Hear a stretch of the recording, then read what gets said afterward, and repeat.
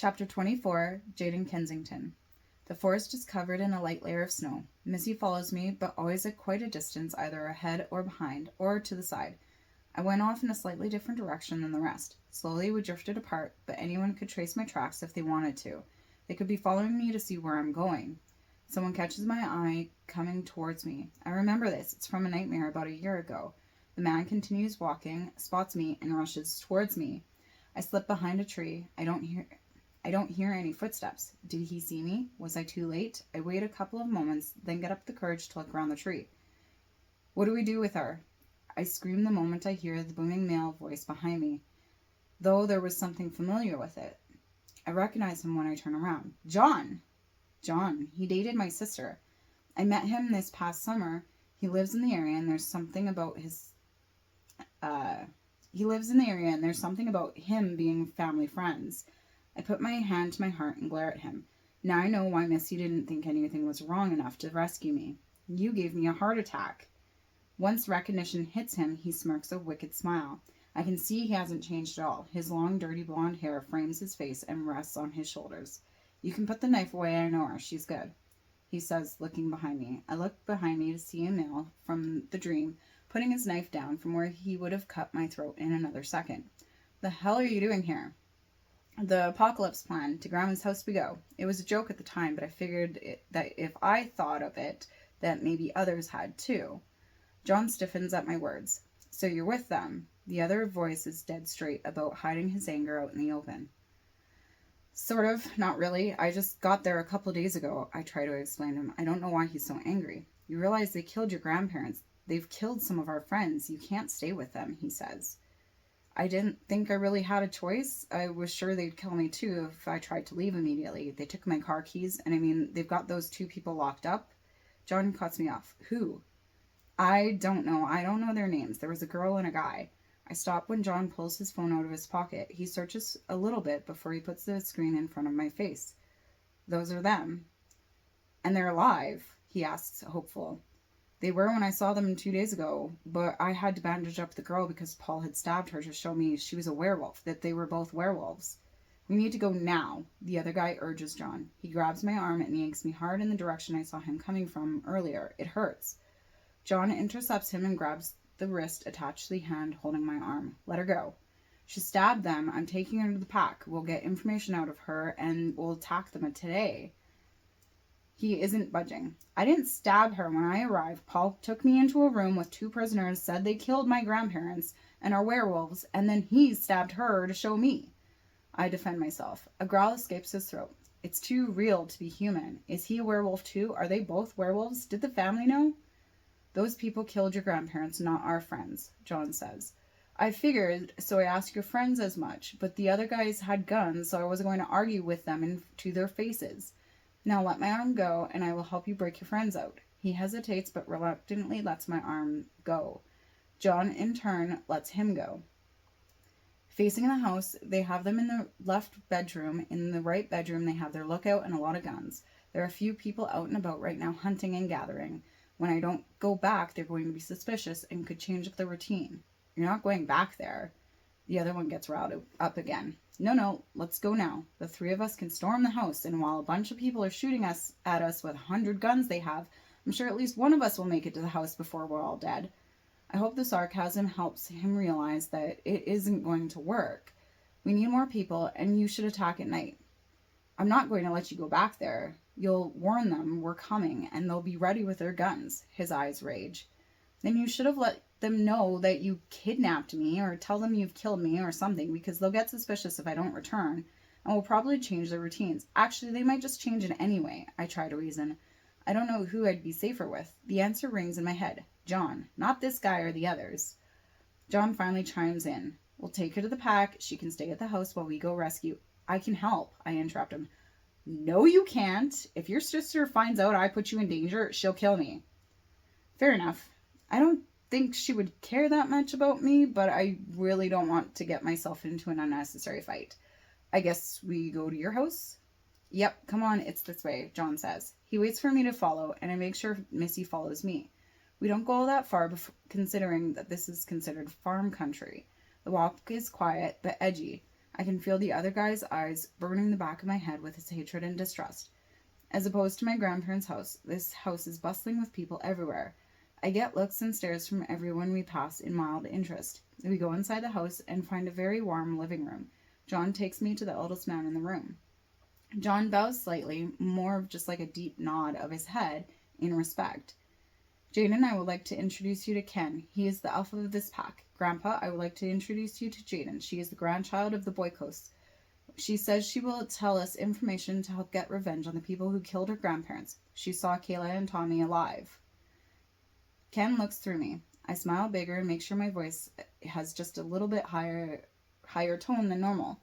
I bow my head as John had done, then continue with the honoraries of an introduction. Hello, Ken. It's an honor to meet you. I don't trust her. She's been living with those people. It could be a trap. And she'd stabbed Kayla. He's becoming a nuisance. I talk to him, but recount everything for the sake of all the others in the room, especially for Ken's sake. I need Ken to trust me. We've been through this. I went to my grandparents' house hoping to find them. Instead, I got a gun pointed at my head and found Paul and his group in their house. I was told that the werewolves are real and that prisoners killed my grandparents. Paul took me upstairs and stabbed Kayla to prove to me that werewolves are real. I convinced Paul to let me do first aid on her, and I haven't had a chance to go back and check on them since. Ken clears his throat. We're all werewolves. Does this bother you? No, I'm human. Does that bother you? I raise my eyebrow for effect and dare him to answer yes. The corners of his mouth twitch and rise as he snickers. Apparently I made the right response. I smile bigger. It doesn't bother me at all what they are. The only thing that matters is if they're good or bad, or if they mean me harm. What information do you have for us? Ken asks me. I round up the information in my head. What would be important? When they realize I'm gone, they're going to immediately be on guard and ready for an attack or ransom or trade. Actually, they might just think I ran away. They mostly stick to the windows for lookouts. Some people go outside sometimes, but nothing that you should have to worry about. They have a lot of handguns and shotguns, but don't have huge amounts of ammo. You could try to get them to waste their bullets. I don't see any handheld weapons. They have a huge blind spot on the right-hand side. The garage blocks a lot of the view, and they have to jump out onto the roof to even see that way. The other garage on the left is right up against the woods. Kayla and Tommy are in the upstairs bedroom to the left. They leave them unguarded, so if you were able to get there unnoticed, you could possibly grab them unnoticed. Bring water and something quick for food, like a granola bar. They're going to need energy. Their wounds might be able to wait until they get here, but I would recommend you bring something that could do a quick 20-second douse in solution and throw on a bandage. He mulls everything over in his head. We take a decoy of you in for a trade. We will use that as a distraction to release Kayla and Tommy and take over the armory. The rest of us will attack, then leave. We leave in 20 minutes. Sammy should be about as short as she is. John, take Jaiden to Sammy's room. As soon as the command is out, John bows his head and moves to gather me. I take his lead and bow my head before letting him lead me away. I still hear some things while we leave. Mark, go find Sammy, catch her up and tell her to go to her room. Everyone will prepare to leave in about 20 minutes. We'll bring the van to transfer Kayla and Tommy. John takes me outside. I hear no more once the door shuts. He takes me out to the back of the house and to a different house about 50 meters away. We enter. This house is filled with more bedroom space than anything else. John finally brings me to a room on the other side of the house. He shuffles us inside a very girly room. I'm suddenly getting the feeling that Sammy is a kid. It bruises my ego a bit that the only person here that is my size is a kid. I know I'm short, but that still hurts a bit. John suddenly envelops me in a hug. I feel awkward about it, but my arms close around him. He lets go, but holds me by my biceps. Switch clothes with Sammy and send her back out to the other house. You need to stay here, got it? I nod. I have to go now. He briefly hugs me again, then exits. Only a couple moments after, a young girl comes in. I assume she is Sammy, and introduce myself. Hi, I'm Jaiden. I extend my hand out to shake hers. She takes it and does a quick grip before letting go. Sammy, you're really wearing that? They look like men's clothes, she says in what I deem a bratty teenager tone. I had a choice. I could be fashionable or warm, but not both. I'm not going to tell her that these are my real clothes in extra layers. Whatever. She moves past me to grab some clothes out of the drawers. She lays on some black yoga pants and racer back shorts. Bleh. She lays some black yoga pants and racerback sports tank tops down on her bed. She goes to the closet and pulls out a hoodie. On a normal day, I wouldn't be caught dead in any of these clothes. These pants aren't jeans and are form-fitting, for one. Two, all these clothes combined cost as much as my entire wardrobe. You can keep these. I have plenty of clothes, and I don't like these colors anyway. I say, thank you. Colors? What colors? The entire outfit is black, with a couple trims of white on the sweater. What are you waiting for? Strip, she says expectantly. Sammy rolls her eyes and removes her shirt. I take away from her and start removing my layers. This is awkward. It's like the locker room with all the skinny girls changing out in the open, but all the others like me, or larger, get awkward and try to change by hiding in any way we can. All the judgment I know she's thinking about warms my cheeks with embarrassment. I pray that all the words I had written a week and a half ago had faded enough that they aren't noticeable. I'm not that lucky. It's noticeable, though a bit faded, but thankfully Sammy isn't looking. I get Sammy's clothes on in a hurry. They fit despite my worry that they wouldn't, and I feel uncomfortable in these, and I don't think that they're going to keep me warm enough. There's snow on the ground. It's late enough in the year that it should stay, and it's been increasingly getting cooler and cooler out. Sammy finishes dressing up in my clothes. I don't know how this is going to work unless they're going to cover her head. I hope she doesn't get hurt in all of this. I hope none of them get hurt. Thank you for doing this. If you want to thank me, then you'll come with us, human. The disdain in her voice is palatable. She obviously hates me now. Okay, I will, I tell her. If she's surprised, she doesn't show it. Follow me. She guides me out of the house and back to the other house. There's a van near the garage that she takes me to and tells me to get in before she runs off. Missy quickly finds me. I pat her head and scratch her behind the ears. I get inside using the side door and shut it behind Missy. The van has no seats in the back.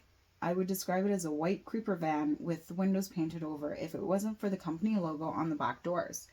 Missy settles down and lays down on the ground. I wait about 5 minutes before someone finally opens up the driver's door. Hello, she says to me. Hi, I'm Jaiden and this is Missy. Sammy said to wait in here to help you guys, I say sheepishly. Karen, that would explain why you're wearing her clothes. 2 other people come into the van. One enters the passenger door and another comes in through the sliding door. This is Jaiden. She's helping us out. Nice to meet you, he says. I'm Tom and this is Sarah. He shuffles the bag to his lap and reaches to the back to shake my hand. I shake his hand and reach my hand out to greet Sarah. Sarah evades my hand and goes in for a hug. Her one hand cups my cheek while her wet tongue swipes from my jawbone to my cheekbone. Her tongue stops as she barely lifts my glasses. Sarah! Tom scolds her with only her name. I have a moment of shock and panic. The germaphobe in me shudders in disgust that I now have her spit all over half of my face. My father's training of me to keep my composure under pressure still holds, however, and I am able to stop myself from the knee-jerk reaction to wipe my face after she breaks away. There is a thick silence in the air. The other 2 are just as shocked as I am, if not more so. I say the 4th thing that comes to mind. Well, aren't you glad I don't wear makeup? Apparently this was the right thing to say and do because Sarah smiles big and chuckles before enveloping me in a hug. Nice to meet you, she says. She wipes her spit off with her sleeve. Karen starts the van and tells us to buckle up and sit down and hold the sides. This isn't going to be a long ride, but I don't need any of you getting knocked out. That's the last thing I need right now is to get knocked out, so I sit down and grab a hold of the metal bars on the wall. Although I might just be thankful of that embarrassment if it keeps me alive. Karen drives off. I can't see too much in the van, but I do see trees. We drive for only a couple of minutes when Karen stops. I think this might be close enough. We'll have to walk the rest of the way. Everyone out the passenger door. We don't need more noise than necessary. Jaiden, I hope you're good at charades. Is this the right time to tell you that I've never played charades? I wish I was joking. Great, she says, grumbling under her breath. Tom opens his door as quietly as he can. He slips out. And then Karen and I look. He slips out, and then Karen. I look at Sarah to see if she's budging to go next. Go on, I've got your back, she whispers. Missy, you stay here. I mouth thanks. Climb up to the front and get out. I recognize this place. We're on the road just outside the woods at the back of the house. The turn is just up a little way. Sarah jumps out next. She leaves the door open. I listen for any noise to let me know that we were caught, but I don't hear anything. Then again, my hearing is probably useless compared to theirs. I wonder if there's I wonder if it hurts their ears if I talk too loud. On the other hand, they would have to get used to loud people. Though I guess it's now a good thing I'm naturally a soft speaker. Karen motions us forward and into the woods. I cringe at all the noise I make on the leaves and snow. Is it just my imagination, or am I making the loudest noises here? I barely notice everyone else's footsteps. I start seeing the shape of the back of the house through the trees. If we continue, anyone looking out the back will be able to see us. I quicken my steps and get in front of Karen. I point to the window and veer off to the right. Going a rounded route, we make it to the garage on the left of the house. When you look at it from the driveway, Tom looks around the sides of the garage, then comes back to us. He holds a thumb up. The others move to the side closest to the house. I follow them. Karen runs out and jumps up. She easily grabs onto the edge with her hands, pulls up, and rests for half a second with the roof digging into her hip bones.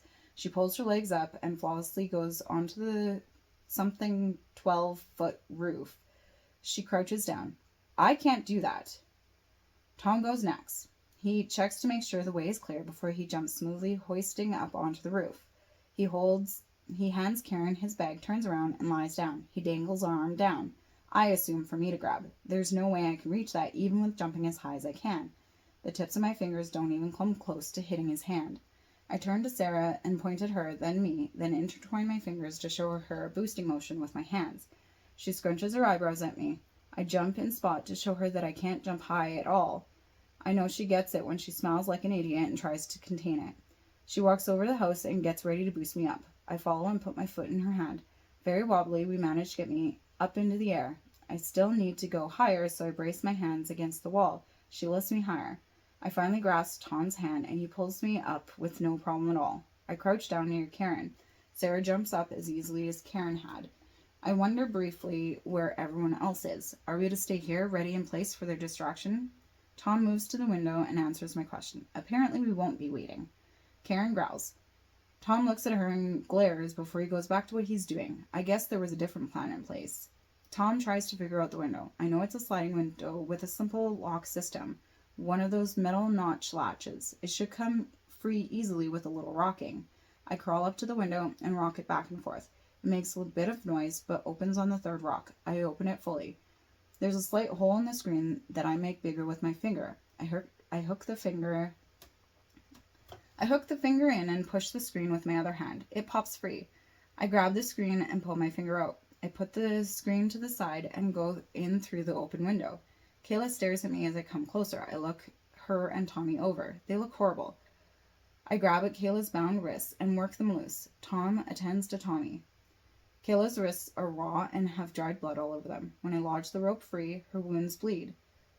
I look for Karen, but she's nowhere to be found. Tom pushes a bottle of peroxide into my hands. At some point, he must have grabbed the bag back from Karen. When did he do that? I grab the bag and spot some gauze and tape. I grab a water bottle. I open that and give it to her to drink, but her hands shake too much to take the bottle. I hold the bottle up to her lips and let her drink. I grab the medical supplies I need with the other hand. I can't do a proper job at this here, but I can help a little. I give her enough time to gulp down the entire bottle. Opening up the bottle of peroxide, I hold my finger up to my lips, then pour the liquid over both wrists. She hisses in pain. I know that had to have hurt, but I don't waste time and wrap the gauze around her wrists. I rip it and tape it. Moving on to the next thing, I unbound her ankles. She doesn't let me see them while she goes to Tom and Tommy's side. I'm left for a moment wondering what I should do. We'll need to help these two down and back into the woods. I go closer to the window and see if anyone is in view. When I don't see anyone, I poke my head out the window. Karen and Sarah aren't here. The door inside the room opens. I nearly jump out of my skin and turn around. He sees me first. There's a look of confusion and surprise etched onto his face. He finishes opening the door enough that he now sees the werewolves. Tom moves fast to grab him inside the room and knocks him out with a hit to his head. He slowly lowers the lifeless body to the ground. There is a thud on the ground anyway. The male had a gun in his hand. It fell as the muscles gave way at the last moment. Did he come from downstairs or the next room over? I didn't hear any footsteps or a door click. Tom seems like he can handle himself, so I walk over and grab the gun off the floor. From my new position, I can see the room I can see the next room's door is open. Paul likes to keep Paul likes to keep two people in there, so there might be another person. I run it over through my head what I'll do. I will walk right into the room with a gun in my hand behind my back. If someone is in there, I can maybe fake it. Tom grabs Tommy and carries him out the window. Karen helps him out, and then they all go to the left. I offer my hand to Kayla to help her to the window, but she rejects it and walks out there with a bit of a limp. Sarah helps her get out. I go out to the window next. Tommy and Tom and Karen are already off the roof. I see the back of Karen going into the woods. We're almost clear. 3 people are already good, as far as I'm concerned. Kayla sits down on the edge of the roof before she hops down. I hear her draw in a hissing breath. There's a commotion downstairs. I look at the open door, but there isn't anyone there. I look further and see someone walking out on the roof. In a jerk reaction, I reach my hand out to pull Sarah into the room, but she moves faster and is out of reach before I can get near her. She creeps up to the girl and puts her hand over her mouth and her other arm around her waist. Sarah lifts her and pulls her into the next room. I go over there. Sarah struggles to contain the woman. Both settle when I get into the room. I don't know what to do. Are you going to knock her out? Sarah hits the girl on her head, but she doesn't pass out. She does again. We'll gag her and tie her up. I go into the next room over and grab a gag and a rope. I go back into the other room and tie the gag around the girl's mouth first. Sarah turns her around and gives me her access to her hands. I wrap the rope around her wrist and knot it. I don't know if it'll keep, but it'll slow her down. The commotion has moved outside. I see why. People are coming out of the forest. They don't look like humans. They look like dogs, wolves that are standing on 2 feet.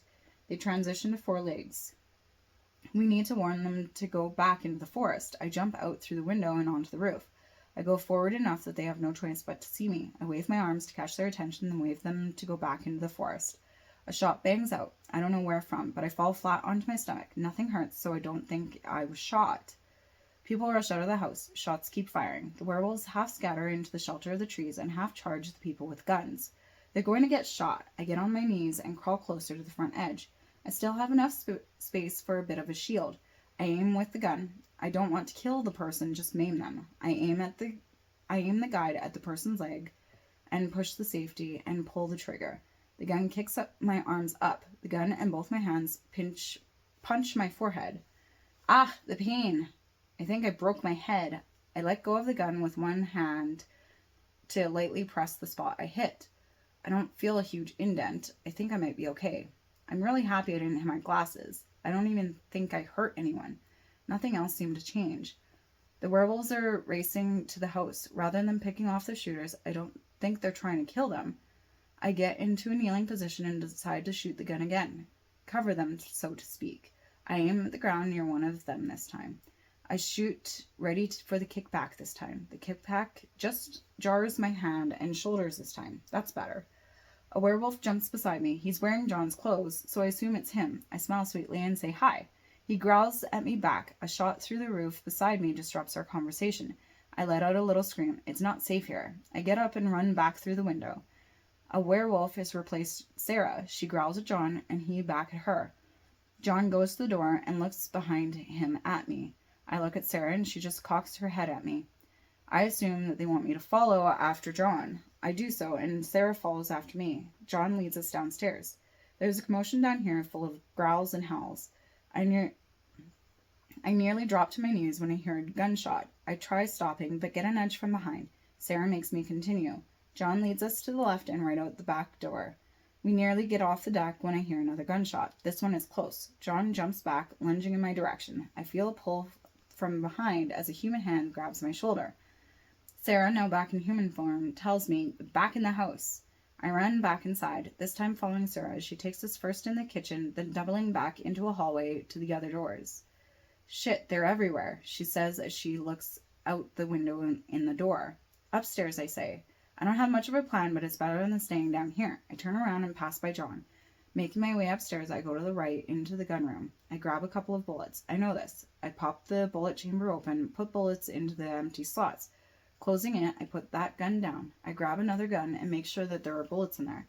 I put this gun in my hoodie pocket. Then, turning to John and Sarah, I find them both looking like humans. How fast can you run? Sarah asked me. Not very fast. In gym class, I was always... Bleh.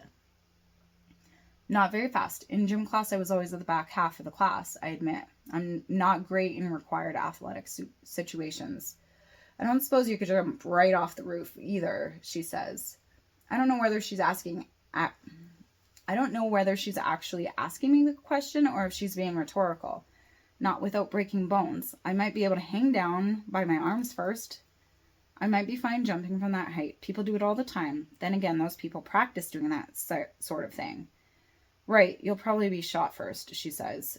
John and Sarah turn their head towards the door. John walks a couple steps over and sticks his head out the door. The house is on fire. We need to get out of here, he says with urgency written on his face. He closes the door. I'm guessing we aren't getting out that way. Who set the fire? Did one of the wolves set the fire to burn down the shelter of these people? Did someone from Paul's group start the house on fire to flush out the werewolves? You think? I tease. He glares at me. Can you help me off the roof? We can send Sarah out first, cover for her, then make her run for it. The van is on the road at the back of the house. Yeah, Sarah, head out. We'll be right after you. John instructs. You were supposed to stay at the house. Yeah, I know. Should I blame Sammy? Probably not. Out, he grumbles. I go out the window, making sure I look around for people wanting to shoot me. Sarah isn't on the roof anymore. I guess she didn't wait for us. I keep as low as I can while I go to the same edge we'd come up earlier. I look over the edge, to each side. I don't see anyone with their attention on me. Guns sound off. I jump and launch myself back to lie against the shingles. Twisting around, I look for John. He looks fine, as far as I can tell, but wood chips fall where the bullets are going into the wall. He waves me off. I guess I can do this by myself. I slink back to the edge. I make the mistake of looking over the edge. It's a far way down. One deep breath in, one deep breath out. Looking side to side, I still don't find anyone paying attention to me. For a moment, I wonder logistically how this will work. I decide to back down. I still need to do this as fast as I can, but as safe as possible. I have enough forethought to toss my guns to the ground over by the garage. Turning around onto my hands and knees, I crawl backwards to the edge. When I hit the edge with my knees, I ease myself down to my stomach, dropping one leg down to the side and sliding the other down. I feel stuck. I don't want to do this. Maybe I should have taken my chance with jumping down. Inch by inch, I slide myself back. The edge of the roof bites into my stomach, then ribs. Giving up, I changed tactics. I prop myself up with my hands on the edge. Weary of my chin, I launch out and fall with my hands still attached. The jolt to my hands is too much. I fall the rest of the way down to the ground, landing on my feet, then my butt. I don't have the time or safety to dwell on the sore stinging, so I make a break for the garage. I grab the one gun, but I don't see the other. Peeking around the wall, I see a group of people that are shooting at John. Aiming at the group, I fire off 2 shots. One person goes down. The others crouch or scatter. 2 more shots fire without being able to tell if I actually hit anyone fatally. A thought alerts me to John's descent to the ground. He's gone all werewolf again. He growls at me, then takes off, passing me into the woods. I take after him, but he quickly runs out of my sight. I have the general idea where the van is, so I head that way. There's a mound. I get a bit closer. Bodies have been tossed into a pile. I recognize these faces, most of them anyway. These are all the family I met this summer. The grandparents, some aunts and uncles, Dominique's mom, and my biological dad. There's a little clench in my chest, but it doesn't last long. I feel bad for them and their death, but I also hadn't known them for long. There are bullet holes in a few of their heads. I don't see Dominique. Maybe she is alive, and I'll find her in Banff with a troll. Werewolves are real. Maybe other monsters are too. I shake my head. I carry on to the van. When I break the tree line, I see John enter the van. Running faster than before, I muster up a sprint to make it to the van faster. It's my symbol of freedom. Almost there, I reach the passenger side. Missy hops out to greet me, but she goes another way. Bang! I scream. Paul stands at the tail end of the van with his gun aimed at Missy. Her fall to the ground tells me that she's been shot. She makes no noise and stops moving immediately. I should have killed you. He aims the gun at me and pulls the trigger. I jump at the click, but don't hear a bang or feel pain. Raising my gun quickly, I shoot him twice. Both hit his chest. I pull the trigger again, but this time I hear the click from my gun. He crumples to the ground. I've seen enough shows to know to disarm him. Walking up to his body, I pull the gun out of his hand and put it in my other pocket and hurry back to the van. I get in, leaving the door open behind me. Are we waiting for anyone? I ask. Karen, Sarah, Tom, Tommy, Kayla, and John are all accounted for. There are two people I don't recognize. They all just stare at me. I can feel my face getting hot. I know my face resembles a tomato. But I push beyond the embarrassment to raise my eyebrows to reiterate my question. Still no one answers for a few long seconds.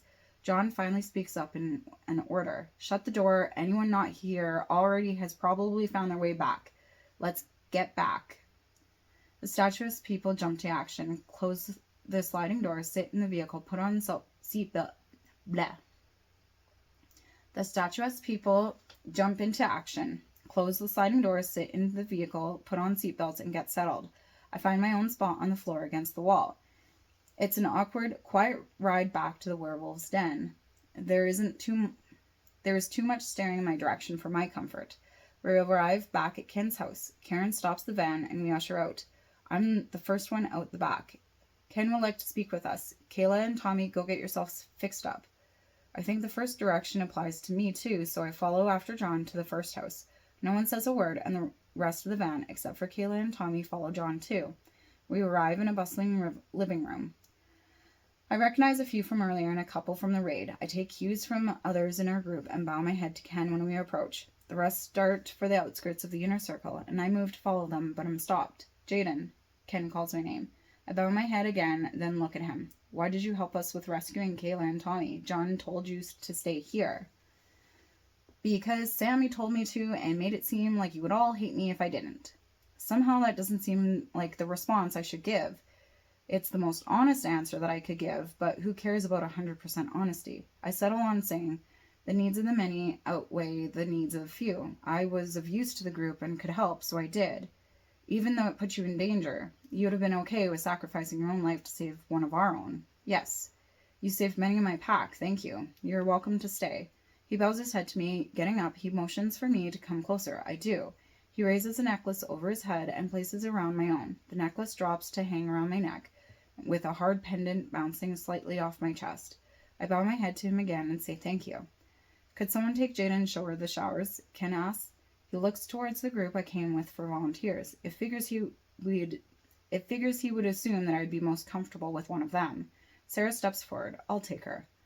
Sarah bows her head to Ken, then takes my hand and leads me outside. We trek for some distance until we come to a shower house. It seems strange to see a shower house on a residential land rather than a compound. But with all these people here, it would have been hard to coordinate between a couple of house showers and toilets. We get inside. I see immediately that the house is cut in half. Make sure you come in on that side. You wouldn't want to accidentally wander into the men's side. I nod. That would be problematic. Looking around, I see the remnants of construction. Did you remodel recently? Yes and no. This is new. Ken saw a revolution coming and thought that the bozos might actually attack, so he got us to prepare. She explains, but it brings up more questions than answers. How did he see the war coming? I ask her the first of many questions that come to mind, but it seems the most prudent. She turns around to look at me in horror. I'm sorry, we have a whole network that's different than the humans, like a different hidden section of the internet and government and news. Anyone that had access to it, half a brain, and was in denial could see that a revolution was coming. It started with some of the older generations, and from the times of the world wars, they've always been unhappy with the treaty and decided to gather up some of the younger generations to come out of the closet, so to speak. But they weren't just happy with that, they wanted to take over. They want control of the humans and to enslave them. I think I'm going to need more than that. Pretend I don't know absolutely anything and need a full recap. She chuckles. I don't think there's time for that. Maybe later then? I prefer to quench my knowledge now, but I suppose it has to wait. Yes, of course. She turns to her left. The sinks are this way and the bathrooms are down there too. Backtracking before I can see down the left, she goes to the right. There are many stalls down this way and that have showers and half walls for a little bit of privacy. And these are the showers. She walks down to the end where there are cabinets and opens and closes drawers as she identifies the objects in them. Shampoo, conditioner, body wash, sea salt, scrubs, hand soap, cleansers, and lotions. Hand towels, tampons, pads, toilet paper, and basically everything you could need. She turns around to face me. You stink, so you should get your shower started. Choose any stall, check to see what's in there first before you grab a new shampoo or something. I'll grab you some more clothes. See you soon. Thank you, bye, I say as she walks by and leaves. I go to the cabinet and grab myself a towel. I can't justify grabbing a second towel for my hair. I go to the nearest stall and drape the towel on the edge near the opening, acting as a doorway. This stall has an assortment of bottles in it, so I don't grab anything new. I go to the bathroom before I go back to the showers. Stripping down to nothing, I put my clothing aside. The stall just barely covers my chest, and I'm short. I can't see how this was even necessary for modesty's sake. They should have raised the stall up by a foot at least. Turning the knob, I know better than to stand in the way, all the way to the left where I see an H declaring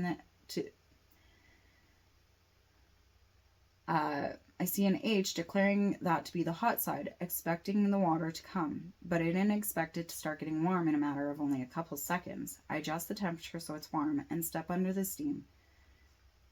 It's been a while since I've been able to have a proper shower. Savoring the heat, I quickly go through shampooing my hair twice, conditioning my hair, and washing my body so that I can just take a moment to stand in the warm water.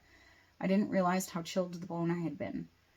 The door to the shower house opens, so I take that as my cue to turn the shower off. At the last moment, I remember my words inked on my body. I step to the side so that I'm hidden mostly by the stall.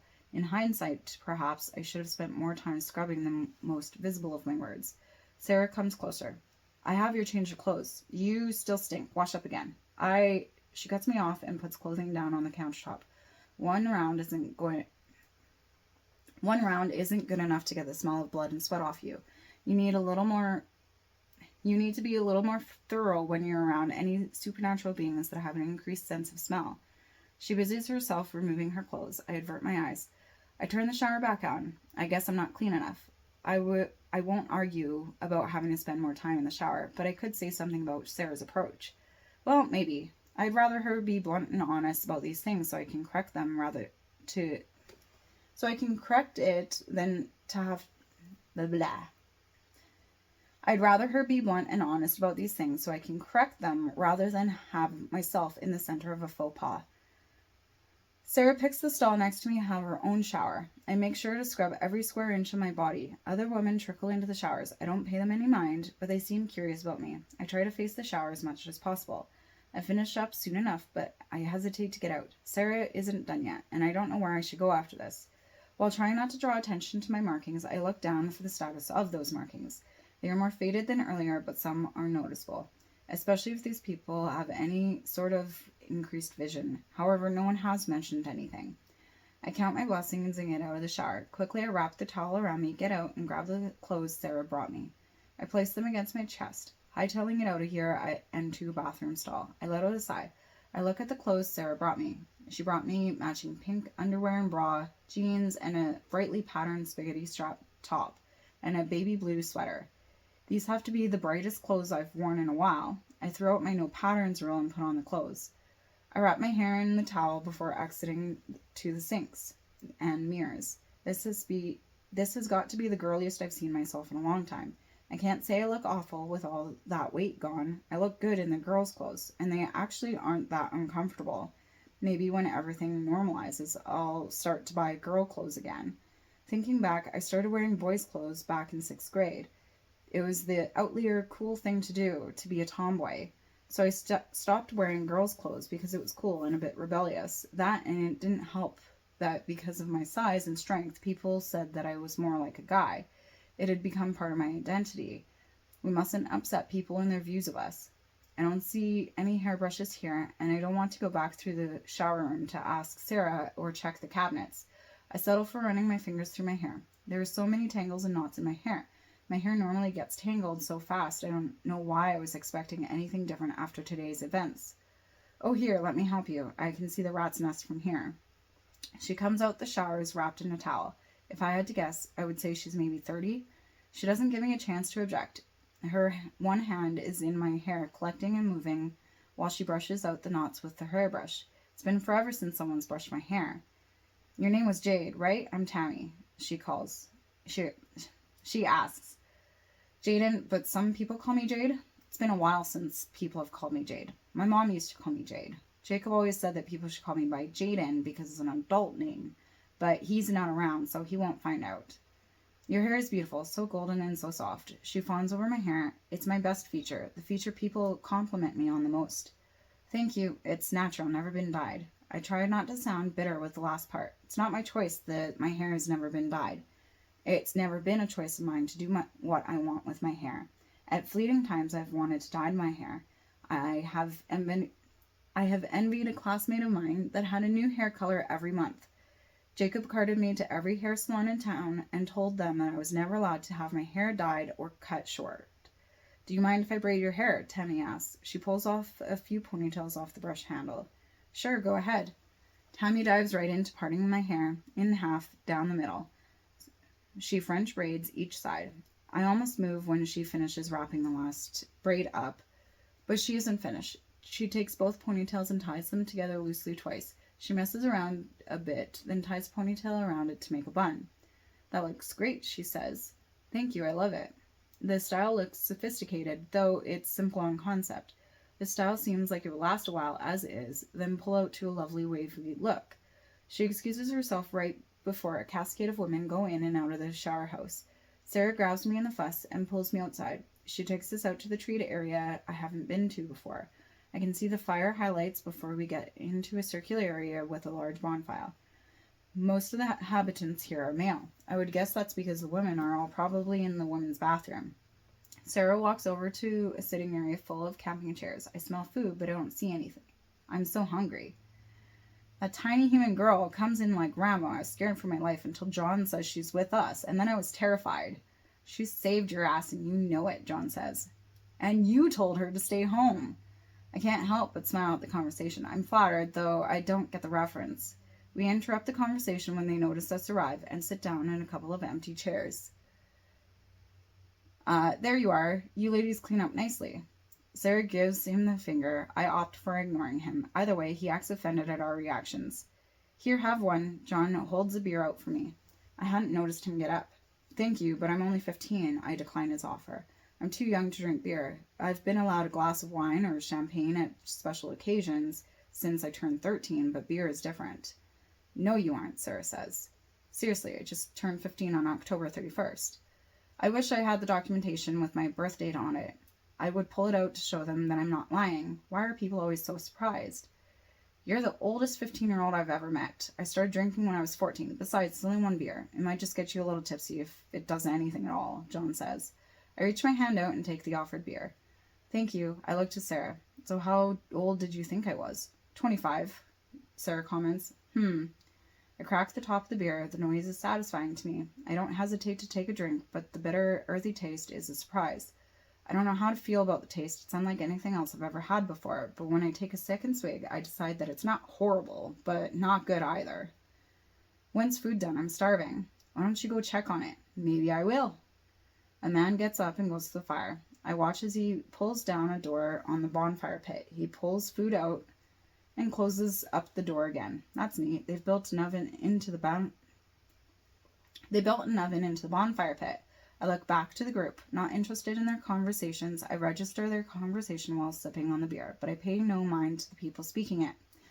So we run to the house, Jaiden covering us with gunfire. I think the other guys were just as confused as we were. I think we were more confused either way, because we got into the house, and the two we went to rescue were already rescued. Someone forgot to tell us how to signal if we had the all clear before you made your move. No one thought anything would go so smoothly. Were you there? What about today went smoothly? No one died. On our side. Are you okay? I can't believe they set the house on fire. Dude, that was Tyler. What? Jaiden, are you okay? At the sound of my name, I look at the source. John looks at me concerned. Why is he asking me if I'm okay? Yeah, why? You're looking off into space. You killed a few people today. Are you okay? He looks genuinely concerned. I didn't register that I killed people today. Well, other than Paul. I'm torn momentarily between pretending I have no idea what he's talking about to avoid the situation and telling him straight up that it doesn't bother me. I can talk my way logically through the situation enough that killing a couple of people doesn't bother me, and I can be nonchalant about it. It was either I killed them or they were going to kill me or someone else. I did what was needed to be done. Why? You looked out of it, John says. He still looks concerned. Oh, I stare out into space all the time, I reason. What were you thinking about? Sarah asks. At this time, I notice everyone in the group has their attention on me. Mostly about food. I would kill for a cherry gelato right about now. I smile bigger to ease the tension and doubt from their minds. The topic is simple, light, and easily relatable. The conversation turns to food and the complaints about why the food isn't ready yet. About 10 minutes, we are gathered into a line to plate up our food. There's dark meat, I would guess it's beef, and many root vegetables. Supper is hot, delicious, and slightly smoky. Darkness creeps, then takes over the sky. The crisp winter air chills me deep in my bones. I don't want to complain about how cold I am, but I wish I'd gotten thicker clothes. My toes fare the worst of it. They're cold and tingly. At least I still have motor function in my fingers, as I've been tucking them into my sleeves, grasping my hands together. Somehow I acquired 2 more beers. Maybe not somehow. John and Sarah each handed me 1 more. On one hand, I feel warm from the alcohol, but I know that the actual physical effects of it are thinning my blood and making it easier for me to get cold. One of the worst things you can do when trying to avoid hypothermia is drink alcohol. While I'm not that far off, I'm sure it isn't helping anything. When the alcohol flows, the inhibitions lower and the conversations get deeper in spirit. This isn't war, it's slaughter. This is the way it used to be. I doubt it was like this. If it was like this, the humans would have never taken over. They reproduce like rabbits. We reproduce like rabbits too, then. No, we reproduce like wolves. Demons would still rule the world if they'd never signed the treaty 1,500 years ago. Julian, oh sorry, supernatural beings. That's not what I meant, you idiot. That treaty probably saved supernaturals from being wiped out. It's basically what happened anyway. That treaty allowed us to live beside each other peacefully, for the most part, for over 1,000 years. That's in the past. We should be worried about the fallout that's taking place now. Nothing lasts forever. We've been fine so far. You heard their leaders. If we don't interfere with what they're doing, then they leave us alone. We keep to ourselves and we'll be fine. We've already interfered with them by allowing Jaiden to stay. If Seth showed up right now and saw her here, he would give us one chance to enslave her or kill her, or he'd kill us. That's how it is now. My ears metaphorically perk up. I didn't know how much I might be endangering them by being here. There was that vision I had, all my nightmares with the supernatural beings I have to assume that are real now. I didn't see any of these people in my dreams. I obviously don't stay with them. Maybe I should just leave now, or rather in the morning. Shut up. No, she's a liability to us. I'll leave tomorrow morning. I'll go back to my house. The other people should be gone. She's packed. No, she's not. There's no point in allowing them to continue the conversation on this note. They shouldn't fight with each other over me. It doesn't matter now anyway. It's fine. I'll leave tomorrow morning. I need to find my family anyways. And I wouldn't want to be a burden to you all by my presence here. You wouldn't have to leave. You can stay with us. Ignore him, Sarah pleads. It's really fine. I appreciate everything that you've all done, and I really do need to find my family. That was the whole reason why I had gone to my grandparents. Not to mention that you all could be killed for harboring a human. No, you can stay here. It'll be safer for you. I doubt anyone will come out here to spot check if we have a human with us. If they do, we'll smell them a mile away and get you to safety before they get here. John steps in with his own pleading. Thank you, but I should go. The girl wants to leave, so let her leave. She's being reasonable. I never caught his name, but this one doesn't seem to like me. Or at least he has a lower tolerance for this particular risk. I wouldn't take the risk if the situation was reversed.